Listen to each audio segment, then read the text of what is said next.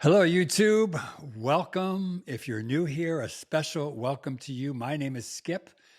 We are trying to figure out if we can make the very last years of our lives, this retirement season, the very best years of our lives. My wife Sheila and I retired 5 years ago. We were living in South Africa. And we kind of were wondering, so if we retired, do we stay in South Africa? We had been there for 32 years. We had a lot of friends there. We loved our time there. Or was it time to come back to the United States where our kids were all living at the time? And then if we moved back to the States, where would we go? We met and lived the first 10 years of our marriage in Michigan. My mother and my sister are still there, so that was an option. We had kids in Houston and grandkids. We had kids and grandkids in Nashville. So one of those two places, or do we find some place in between there?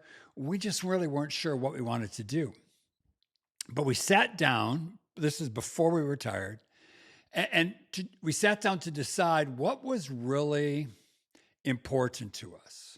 What are the things that really mattered? What were our dreams? What did we want retirement to actually look like? And we came up with two things: family and travel. Those were our things. We had been away from family for 32 years. Our kids grew up there, but now they're all back. And so we felt like it was really important for us, and this is probably different for you, but for us, it was really important to be close to family. And then we both love to travel, and especially to go to places where we can hike. It's one of the things that we really enjoy doing together. And so to travel to places where we can hike, those were the two important things to us. And I would suggest that if you're looking to retire in the near future, that's a conversation you need to have. What is really important?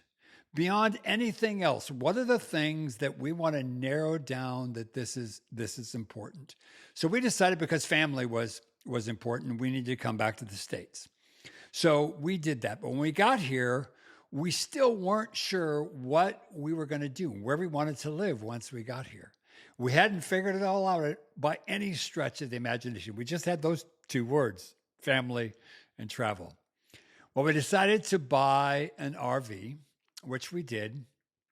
And we bought a big ass truck to pull it with. And because we thought, well, we could spend winters in Houston around that family. We could spend summers in Nashville and up in Michigan around family there. And so then we could travel in between. And all of that seemed to make a lot of sense. So that's what we did. And then every year we did a kind of major trip. So in year one, in that summer, we took the RV and we went out to upstate New York and to Vermont. It was an area of the country really hadn't seen much of. And then the next year we went out to West Texas. Neither of us had been out there. We visited Carlsbad Caverns. We did Guadalupe National Park. We did Big Bend National Park. We hiked and hiked and hiked. We even spent an afternoon in Mexico, which was very cool. Then the third year, we took the RV and we started out in Colorado at Rocky Mountain National Park, and we hiked there. And then we went up to Wyoming. I was born in Wyoming, in a little town called Worland. So my family moved when I was 1 year old, so I hadn't been there since then. So we went to Worland. Then we went on to Yellowstone National Park, and then down into Utah, where we hit 3 other national parks. We hiked in Zion at the famous Angel's Landing, which is quite a hike, kind of up a mountain. It's a really scary hike. We were at the Grand Canyon. We hiked there, and then eventually back to Houston. It was a really fabulous trip. We loved RVing. It was really good for us at that time in our lives. But I got to tell you, there is a real learning curve to being a full-time RVer. We had never slept in an RV before we bought one. I'd backed up some trailers, but backing up this beast was a whole different thing, let me tell you. So I'd never even known a truck before, let alone like a 6.7 liter Cummins diesel truck. So I went to school. I went to RV training school, and it was a week long where they trained us in how to maintain your RV, how to troubleshoot problems that happen. And so that was really, really helpful. But you got to know that there were some really stressful times when we were RVing. One time we were in Texas, and I was outside and the wind was coming up, and I thought, okay, there's a storm predicted. I better start put the camping chairs away and get stuff kind of tied down for the storm. And before I knew it, it was there, and the wind picked up and it blew a flipping window out of the RV. All of a sudden, I heard Sheila scream. I go inside. There's like glass everywhere, and now it's starting to rain. So I'm standing with a yoga mat up against this window that's open, trying to keep the rain out. It was a mess. There was another time we were driving down the road. Fortunately, we're on a little side road. We were only going about 25 or 30 miles an hour, and a tire just came flying off. I heard something. I looked in my side mirror and I saw this tire bouncing down the road behind us. Another time we were on the road and we stopped at a Love's truck stop to get fuel. And as I was pumping the fuel, I'm looking and I see something hanging down under the RV. So I got down on my hands and knees. I crawled under there and I looked, and there was a leaf spring that had completely broken. It was just hanging there. We weren't going anywhere. We went far enough to park the thing, and then we lived at the RV's truck stop for 2 days while we waited to get a part and to get this fixed and to get back on the road. So there were some stressful times, but there are also such amazing times, amazing places we visited.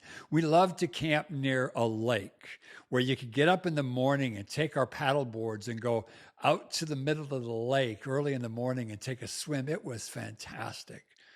Or camping overlooking a huge mountain. Or we camped within a bike ride from the South Rim at the Grand Canyon, and we could go there for sunrises and sunsets. Believe me, we would do it all over again in a heartbeat. It was fantastic. But here's the point I want to make with all that. You don't have to have it all figured out.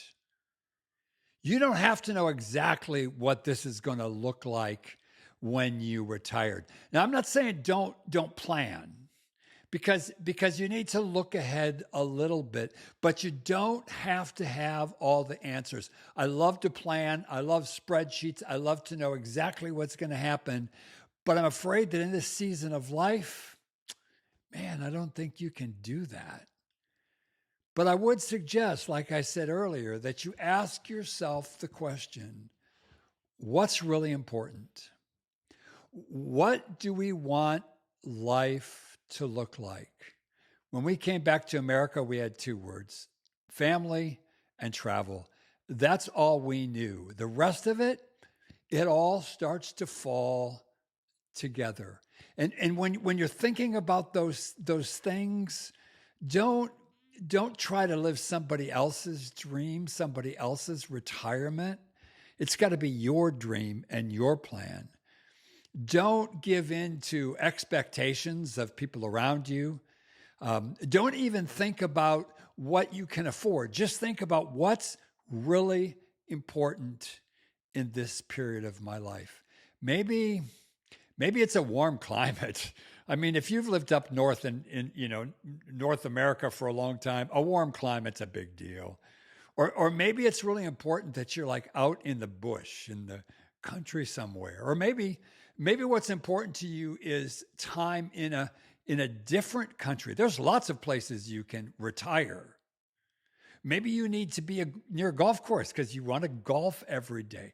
Whatever it is that's important to you, figure that out. And then once you have that, once you have those values in place, the other things, the little things will begin to fall into place around that.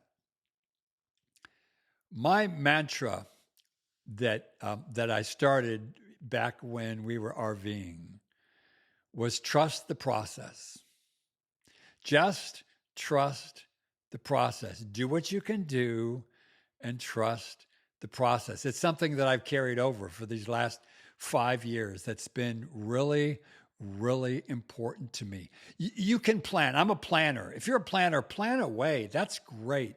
But don't hold on to it too tightly. Life has a way of unfolding. If you'll just let it do that and just trust the process. We didn't know how long we would RV. We didn't know if this was going to be a year-long thing or if it was going to be like a 10-year thing. But when it was time, we knew it was time. As much as we loved it, there came a point after a few years that it's like, okay, it's time now. Time for what? Well, we weren't sure. So we put the RV up for sale. We put the truck up for sale. We rented an apartment here in Nashville, but we went back to our values. At the end of that season, it was back to, okay, family, we still want to travel. We don't have the RV. It'll look different than we did before, but those are the two values that we have in mind. It's kind of like life is being lived. In your last years, you live your life in seasons. The 3 years in the RV was a season, but seasons come to an end. So just understand that that's what it's going to look like. And then don't be afraid to take some risks. Now, you got to be smart, right? Don't do something stupid, but don't let fear hold you back from things you could actually do. Maybe it's something you've never done before and it scares you. That's how RV life was for us in the beginning. But don't let fear hold you back from what you know is important to you. Try something new.